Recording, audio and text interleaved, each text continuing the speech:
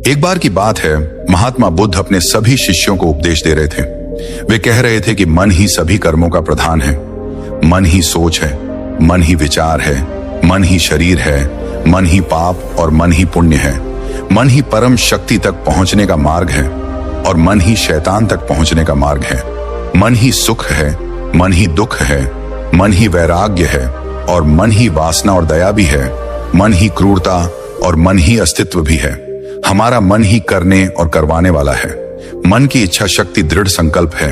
मन ही डर और मन ही कमजोरी है।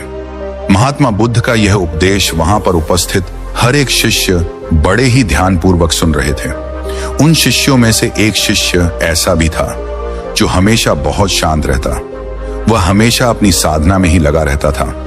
वह बहुत कम बोलता और ध्यान करता।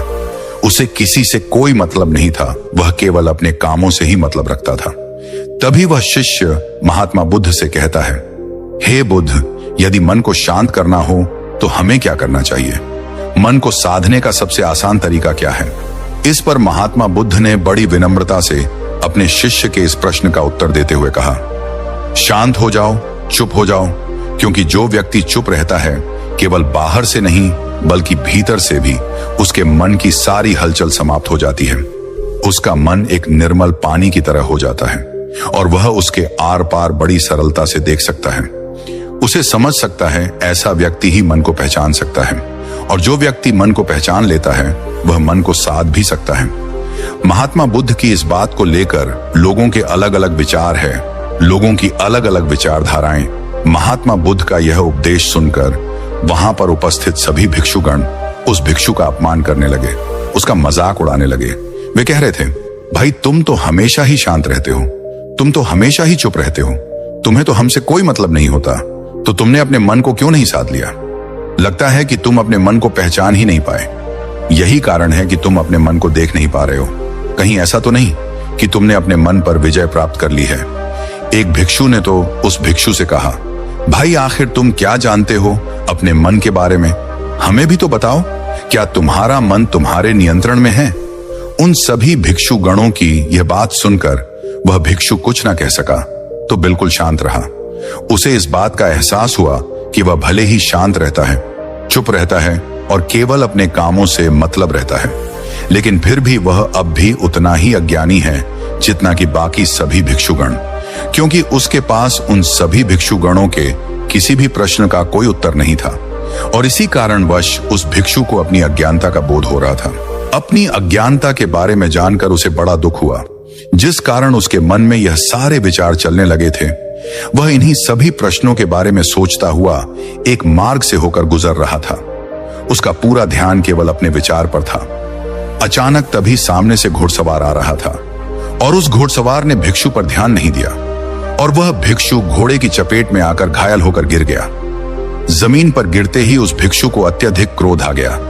वह खड़े होकर उस घुड़सवार को अपशब्द कहने लगा, उसे तरह तरह की बातें सुनाने लगा, यहां तक कि वह भिक्षु उस घोड़सवार को थप्पड़ तक लगाने जा रहा था कि तभी अचानक उसे यह एहसास हुआ कि वह एक भिक्षु है और यह उसके धर्म के विरुद्ध है।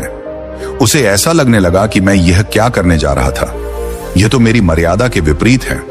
वह यह सोचने लगा कि मैंने यह कैसे कर दिया, यह मुझसे कैसे हो गया। मैंने इस घोड़सवार को तरह तरह के अपशब्द सुनाए, तरह तरह की बातें कही, आखिर यह मैंने क्या कर दिया? और जब उसे अपनी गलती का एहसास हुआ तो वह चुपचाप वापस लौट पड़ा। आश्रम पहुंचने के बाद आश्रम के कोने में बैठकर वह अपनी स्थिति के बारे में सोच रहा था। उसे समझ नहीं आ रहा था, क्या आखिर एक भिक्षु होने के बाद भी उसने क्रोध कैसे किया? उसने उस व्यक्ति को इस तरह के अपशब्द कैसे सुनाए? और यहां तक कि मैं तो उस पर हाथ भी उठाने जा रहा था। यदि मैं भीतर से शांत होता तो ऐसा कुछ भी नहीं होता। तभी उसने देखा कि महात्मा बुद्ध वहीं से होकर गुजर रहे थे और वह तुरंत ही महात्मा बुद्ध के पास पहुंचा। वह बहुत भावुक हो चुका था, उसकी आंख से आंसू बह रहे थे। उसने महात्मा बुद्ध को प्रणाम किया और कहने लगा, हे बुद्ध, क्या हमारे भीतर हमारे अलावा कोई और भी रहता है जिसे हम नहीं जानते, जिसके आवेश में आकर हम गलतियां कर बैठते हैं और हमें उसका होश तक नहीं होता, और जब उसका एहसास होता है तो हमें तकलीफ होती है? इसके जवाब में महात्मा बुद्ध अपने उस शिष्य से कहते हैं, हमारे भीतर हमारे अलावा हमारा मन रहता है, किंतु विवशता तो देखो, जितना हम अपने मन से अनजान हैं, उतना ही हम अपने आप से भी अनजान हैं। हम और हमारा मन एक साथ होते हुए भी दोनों अपरिचित हैं, हमें दोनों का कोई ज्ञान नहीं। इस पर वह शिष्य यह कहता है, हे बुद्ध, लेकिन क्या इसके अलावा भी मैं कुछ और हो सकता हूं? क्या मैं कुछ ऐसा हो सकता हूं जैसा मैं दिख नहीं रहा, या फिर जैसा मैं दिख रहा हूं मैं वैसा हूं नहीं, जो मैं अपने आप को समझ रहा हूं? कई वास्तविकता में ऐसा तो नहीं कि मैं उसके विपरीत हूं। महात्मा बुद्ध ने उस शिष्य की सारी बातें ध्यानपूर्वक सुनी और उसके बाद बुद्ध यह समझ चुके थे कि उनका वह शिष्य आत्मज्ञान के बहुत करीब पहुंच चुका है। बस उसे एक सही मार्गदर्शन की आवश्यकता है, क्योंकि वह शिष्य स्वयं से सोचने की चाहने की शक्ति पैदा कर चुका है। इस पर महात्मा बुद्ध मुस्कुराने लगे और अपने उस शिष्य से कहते हैं, वास्तव में हम अपने आप को तनिक नहीं जानते। जितनी जानकारी हमें अपने बारे में है वह सब इस समाज द्वारा हमें प्रदान की गई है। जो हम सोचते हैं, जो विचार करते हैं, हमारा भाव, सब कुछ हमें समाज के द्वारा ही मिला है। यहां तक कि हमारी मनोदशा भी समाज के वातावरण की वजह से ही है। और इसी कारण से हम में से कुछ लोग अत्यधिक बोलते रहते हैं और कुछ लोगों को अत्यधिक शांत रहना भी पसंद है। कुछ लोग क्रूर हैं, कुछ दयावान हैं, विरोधी हैं, कुछ सरल स्वभाव के हैं तो कुछ उद्दंड है। इसी प्रकार हम में से हर कोई कुछ ना कुछ अवश्य है, किंतु जिस भावना की प्रबलता हमारे भीतर सबसे ज्यादा होती है वही हम ऊपर की ओर से दिखाई भी देते हैं। जिस प्रकार तुम ऊपर से तो बहुत शांत दिखते हो, लेकिन यह जरूरी नहीं कि तुम भीतर से भी शांत हो। महात्मा बुद्ध की यह बात सुनकर वह शिष्य महात्मा बुद्ध से कहता है, हे बुद्ध, तो मुझे खुद को जानने के लिए क्या करना होगा? मैं खुद को कैसे पहचान सकता हूं?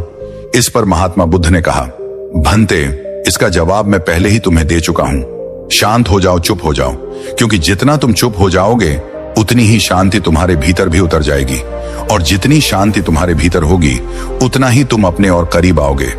इस पर वह शिष्य बुद्ध से कहता है, हे बुद्ध, आप तो जानते ही हैं मैं तो हमेशा ही चुप रहता हूं।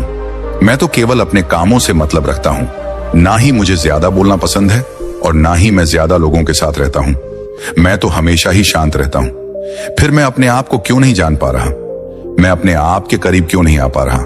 इस पर महात्मा बुद्ध ने बड़ी शांति से अपने उस शिष्य से कहा, भंते, तुम ऊपर से चुप जरूर हो, लेकिन भीतर से तुम्हारे भीतर वह शांति नहीं है। यदि ऐसा ना होता तो तुम भला उस घोड़सवार को अपशब्द क्यों कहते? उसे तरह तरह की बातें क्यों सुनाते? और तो और तुमने उस पर हाथ उठाने तक का प्रयास किया है। आखिर तुम्हें यह क्रोध कहां से आया? बुद्ध की यह बात सुनकर उसे अपनी गलती का एहसास हुआ। उसने तुरंत ही अपना सर झुका दिया। तभी महात्मा बुद्ध अपने उस शिष्य से कहते हैं, चुप रहने का अर्थ मुख से चुप होना नहीं है, बल्कि भीतर से शांत होना है। यह शांति शरीर के बाहर नहीं, बल्कि हमारे भीतर होनी चाहिए। हमारे भीतर इतनी शांति होनी चाहिए कि जब भी तुम्हारे भीतर क्रोध उठे तब भी तुम अपने आप को देख पाओ, समझ पाओ कि आखिर क्या हो रहा है, यह सब क्या घट रहा है। तुम ये जान सको कि तुम क्रोध करने वाले नहीं हो। यदि तुम ये नहीं जान पाओगे तो वह अनजान जो तुम्हारे भीतर बैठा हुआ है वह तुमसे क्रोध करा लेगा। चाहे जैसी भी परिस्थिति होगी वह तुम्हें उसमें ढाल ही देगा और तुम कुछ नहीं कर पाओगे। तुम एक असहाय की तरह केवल देखते रह जाओगे, और जब वह परिस्थिति गुजर जाएगी तब तुम्हें उस परिस्थिति का एहसास होगा और तुम्हें पीड़ा होगी, दर्द होगा। आज तुमने क्रोध किया है, हो सकता है कि कल को तुम काम वासना में भी लीन हो जाओ और तुम्हें पता तक ना चले। वह शिष्य महात्मा बुद्ध से कहता है, हे बुद्ध, तो आप ही मुझे कोई रास्ता दिखाइए, आप ही मेरा मार्गदर्शन कीजिए। मैं तो सोचता था कि केवल चुप रहने से ही मैं सत्य की प्राप्ति कर लूंगा, आत्मज्ञान की प्राप्ति कर लूंगा, लेकिन केवल चुप रहने से मैं अपने आप तक को नहीं जान सका हूं। और आज मेरा यह भ्रम भी टूट गया है। मैं यह जान चुका हूं कि जब मैं खुद को ही नहीं जान पाया तो मैं भला आत्मज्ञान की प्राप्ति क्या करूंगा। हे बुद्ध, मेरे भीतर कोई और भी है, कोई ऐसा मित्र रहता है जिसे मैं नहीं जानता। कृपया करके मेरी उससे पहचान कराइए। हे तथागत, मुझे सही राह दिखाइए। इस पर महात्मा बुद्ध मुस्कुराने लगे और अपने उस शिष्य से कह भंते, जानते हो इसके लिए तुम्हें सबसे पहले अपना यह स्वभाव छोड़ना होगा। जैसे कि तुम सबको बाहर से शांत तो नजर आते हो, लेकिन भीतर से तुम शांत नहीं हो, और यही कारण है कि तुम अपने आप को शांत तो समझते हो लेकिन शांत हो नहीं। इसलिए किसी ऐसी एकांत जगह पर जाओ जहां पर तुम्हारे अलावा कोई ना हो। वहां जाकर जो तुम्हें बोलना है तुम बोलो, चिल्लाओ, चीखना है। चीखते रहो, चिल्लाओ, जब तक कि तुम पूरी तरह से थक नहीं जाते, जब तक कि तुम्हारे भीतर से वह शब्द निकलने बंद नहीं हो जाते। और जब तुम पूरी तरह से शांत हो जाओ, जब तुम्हारे भीतर कोई शब्द ना बचे, कोई विचार ना बचे, तब तुम मेरे पास आना। तब मैं तुम्हें एक सही मार्ग दिखाऊंगा। शिष्य ने महात्मा बुद्ध की बात मान ली। उसने महात्मा बुद्ध को प्रणाम किया और एक पहाड़ की ओर चल पड़ा। उस पहाड़ पर चारों ओर हरियाली थी, शांत वातावरण था और वहां पर कोई नहीं था। वह शिष्य बिल्कुल एकांत था और अब उसने कहना शुरू किया।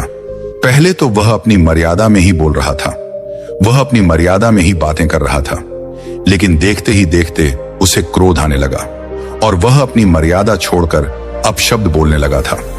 अपशब्द बोलते समय उसे इतना आनंद आ रहा था कि उसने सारी सीमा लांघ दी और उसके मुख में जो कुछ भी आ रहा था वह बोलता चला जा रहा था। देखते ही देखते उसने अपने सारे वस्त्र भी निकाल दिए। जो कुछ भी उसके मन में आ रहा था वह सब कुछ वह करता जा रहा था। वह कभी जोर जोर से हंसता तो कभी जोर जोर से रोने लगता, वह कभी भागता तो कभी नाचने लगता। ऐसा करते करते उसे काफी समय बीत चुका था और देखते ही देखते वह अब शांत होने लगा था। उसके मुख से अब शब्द नहीं बाहर आ रहे थे, उसका शरीर भी अब थकने लगा था। उसी अवस्था में वह लड़खड़ाते हुए महात्मा बुद्ध के पास पहुंचा। महात्मा बुद्ध ने जब अपने शिष्य को इस अवस्था में देखा तो वे बड़े प्रसन्न हुए। उन्होंने अपने उस शिष्य को आश्रम के बाहर हरी घास पर लिटा दिया, जहां चारों तरफ हरियाली थी, चारों तरफ ठंडी ठंडी हवाएं बह रही थी। ऊपर चांद निकलने वाला था और तारे टिमटिमाते रहे थे। वह शिष्य इससे पहले कि यह पूछ पाता कि यह सब क्या हो रहा है, महात्मा बुद्ध ने शिष्य से कहा, भंते, कुछ मत पूछो, बस शांत होकर इस नजारे का लुत्फ उठाओ। भंते, भीतर उठने वाली उस असीम शांति को महसूस करो। उस शिष्य ने बुद्ध की बात सुनी और वह आसमान में तारों की ओर देखता रहा और देखते ही देखते चांद भी निकल आया था। उसने अपने भीतर असीम शांति महसूस की। भीतर एक ऐसी चुप्पी थी जो कुछ बोलने के लिए तैयार ही नहीं थी। वह घंटों तक यूं ही उस खाट पर पड़ा रहा और नजारे का लुत्फ उठाता महसूस करता रहा। वह अपने भीतर कुछ शांति को महसूस करता रहा। सब कुछ देखने के बाद वह उठा और वह महात्मा बुद्ध के पास पहुंचा। उसने वहां पर बुद्ध से कहा, हे बुद्ध, मैंने आज तक इतनी शांति प्राप्त नहीं की है। आज मैं बहुत अच्छा महसूस कर रहा हूं, मैं बहुत हल्का महसूस कर रहा हूं। लगता है जैसे आज मुझे एक नया जीवन मिला है, जैसे मेरे भीतर भी मैं ही हूं। किंतु हे बुद्ध, मैं अभी अपने आप से अनजान हूं, मैं अब तक अपने आप को नहीं जान पाया। इस पर महात्मा बुद्ध ने कहा, भंते, यदि तुम्हारी नजरें समुद्र की लहरों पर होगी तो तुम्हें हलचल ही नजर आएगी, और जो लहरों में फंस गया वह समुद्र की गहराई तक कभी जा ही नहीं पाएगा। वह समुद्र की भीतर की उस शांति का अनुभव कभी कर ही नहीं पाएगा। अभी अभी तो तुम्हारे ऊपर की बहती हुई लहरें शांत हुई हैं, जो समुद्र के ऊपर दिखाई देती हैं। अभी तो तुम्हें भीतर गहराई में उतरना होगा। अपने मन के विचारों के उन बादलों को हटाकर अपने मन की गहराई में उतर जाओ, शांत हो जाओ, चुप हो जाओ। जितना तुम चुप रहोगे, विचार उतनी जल्दी आकर चले जाएंगे और तुम अपने आप को पहचान पाओगे। और जितना तुम अपने विचारों से लड़ने का प्रयास करोगे, उतना ही यह विचार तुम्हें परेशान करेंगे और तुम्हें उलझा कर रखेंगे। ध्यान से देखने का प्रयास करो। इन विचारों के पीछे, अर्थात इन लहर के पीछे तुम ही तो हो। वह शिष्य यह समझ चुका था कि महात्मा बुद्ध उसे क्या आदेश दे रहे हैं। उसने तुरंत ही महात्मा बुद्ध को प्रणाम किया और उनसे आज्ञा ली। उसके बाद वह खुद की खोज के लिए निकल पड़ा। देखते ही देखते दिन बीत गए। दिन के बाद महीने और महीनों के बाद साल भी बीत गए और करीब 5 सालों के बाद वह स्वयं को जान पाया, जिसके बाद केवल ऊपर ही नहीं बल्कि वह भीतर से भी पूरी तरह से शांत हो चुका था। वह कभी कुछ नहीं कहता, हमेशा चुप ही रहता था। 5 वर्षों के पश्चात जब बुद्ध ने उससे पूछा, भंते, क्या तुमने उस अनजान को पहचान लिया है? क्या तुम उसे जान सके हो कि वह कौन है जो तुम्हारे भीतर रहता है? इस पर वह भिक्षु मुस्कुराने लगा और महात्मा बुद्ध से कहता है, हे बुद्ध, भीतर बाहर हर जगह पर आप ही तो हैं और मैं आपके चरणों में बैठा हुआ हूं। यह सुन बुद्ध ने उसे चेतावनी देते हुए कहा, भंते, वह मैं नहीं हूं, वह तो तुम्हारा मन है जिसके चरणों में तुम बैठे हुए हो वह तुम्हें फिर से माया जाल में फंसा रहा है। उसके माया जाल से बाहर निकलो, उसे काट के आगे बढ़ो, तभी तुम खुद से मिल पाओगे, खुद को जान पाओगे। उसने महात्मा बुद्ध की बात मानी और तुरंत फिर से ध्यान में उतर गया। उसने देखा कि सामने महात्मा बुद्ध खड़े हैं और उनके चरणों में वह शिष्य हाथ जोड़े खड़ा है। लेकिन उसने महात्मा बुद्ध की बात मानी। उसने महात्मा बुद्ध को रास्ते से हटाया और महात्मा बुद्ध के हटते ही उसने देखा कि वही भिक्षु वहां पर खड़ा है। अपने आप को देखकर वह भिक्षु अचंभित रह गया। जैसे ही वह ध्यान से बाहर आना चाहता था ताकि वह महात्मा बुद्ध को बता सके, तभी उसकी अंतरात्मा उससे कहती है, रुक जाओ, तुम्हारी यात्रा पूरी हुई। मैं ही वह परमात्मा हूं, मैं ही वह शक्ति हूं जो तुम्हें सब कुछ देता है। मैं ही वह हूं जो सबको सब कुछ देता है और मैं तुम्हें भी कुछ देने ही आया हूं। मैं आज तुमसे बहुत प्रसन्न हूं और मैं तुम्हारे भीतर ही रहता हूं। तभी अचानक उसे महात्मा बुद्ध की आवाज सुनाई दी। महात्मा बुद्ध कह रहे थे, भंते यहां मत रुकना, आगे बढ़ो। उसने महात्मा बुद्ध की बात फिर मानी। उसने अपने आप को मार्ग से हटाया और वह आगे की ओर बढ़ा। जैसे ही उसने अपने प्रतिबिंब अर्थात उस दूसरे भिक्षु को हाथ लगाया, वह भिक्षु पूरी तरह से पानी में मिल गया और अचानक चारों तरफ शांति छा गई। चारों तरफ अंधेरा छा गया, सब कुछ पूरी तरह से शांत हो गया, क्योंकि उस भिक्षु ने आत्मज्ञान की प्राप्ति कर ली थी। और जब ऐसा हुआ तब वह भिक्षु अपने अंतर में ही रह गया। उसे बाहर आने की इच्छा तक नहीं हुई। वह भिक्षु उस शांति को अनुभव कर रहा था, उस असीम शांति का आनंद ले रहा था। तभी अचानक बुद्ध उसे उस शांति से बाहर की ओर लाए। बाहर आने के बाद अब उसके मन में कोई प्रश्न नहीं रह गया था, ना ही कोई जवाब उसके पास कहने के लिए कुछ नहीं था। वह तो बस शांत हो चुका था, चुप हो चुका था। उसे अब किसी और चीज को समझने की कोई आवश्यकता नहीं रह गई थी, क्योंकि वह खुद को जान चुका था। उसने आत्मज्ञान की प्राप्ति कर ली थी। लेकिन यहां पर समझने वाली बात यह है कि जब उसे महात्मा बुद्ध ने बाहर लाया तो वास्तविकता में वह महात्मा बुद्ध नहीं थे, बल्कि वह खुद ही था जो उसे भीतर की ओर से बाहर लाया था।